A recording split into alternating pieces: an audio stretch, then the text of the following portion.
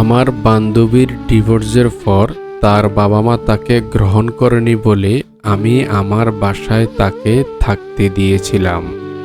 আমার শাশুড়ি অবশ্য রাগ করেছিলেন এতে। তিনি কিছুতেই চাননি আমার বান্ধবী এখানে উঠুক। তিনি আমায় ধমকের গলায় বলেছিলেন, দুধ কলা দিয়ে সাপ পোষার শখ হয়েছে তাই না? আমার খুব রাগ পেয়েছিল শাশুড়ির উপর, তবে আমার বর আমায় সাপোর্ট করেছিল।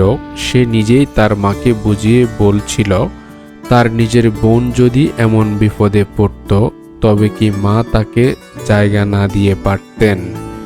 আমার শাশুড়ি শেষে রাজি হলেন। আমিও ভীষণ খুশি হয়েছিলাম।